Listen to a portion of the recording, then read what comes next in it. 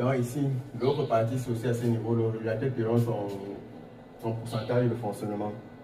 Donc il faut avoir c'est là où on était le ratio aussi, le ratio de fonctionnement. Il y a les bandes ici qui vont s'allumer au fur et à mesure que la charge augmente. Donc comme présentement là, sont les lumineux uniquement, ça ne tire pas grand chose. Donc quand tu vas commencer à mettre certaines charges qui tirent comme les climatiseurs et autres, ça va commencer à grimper ici. Et tu dois aussi être attentif pour pouvoir observer ça. Donc même quand tu vas commencer à mettre les charges à la maison, les premières charges, il faut observer pour voir quelles sont les charges, jusqu'à quelle charge ça peut prendre. Quand au fur et à mesure que ça va fonctionner, c'est que les charges sont en train de fonctionner. Tu observes, quand c'est même déjà avant l'avant-dernière base, on doit jeter les charges. Parce que quand ça déborde ici, là, et que le régulateur est surchargé, ça va envoyer un code d'erreur. Et quand tu envoies un code d'erreur, là, il faut le désactiver d'abord. Tu éteins, tu coupes les charges. Tu vas laisser même patienter même 1 minute avant de le remettre.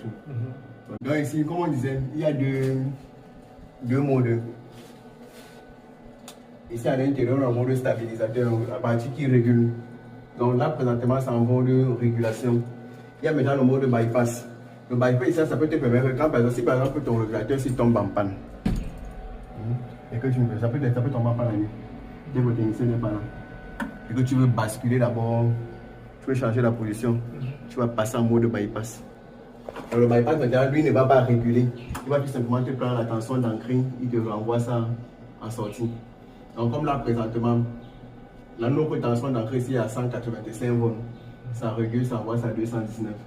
On va éteindre et passer en mode bypass pour voir comment ça va se comporter. Donc ici, je vais baisser le disjoncteur. Et comme je disais, le disjoncteur de bypass et du stabilisateur ne peut pas fonctionner, être levé au même moment. Donc si je baisse par exemple la partie stabilisateur, je lève le bypass.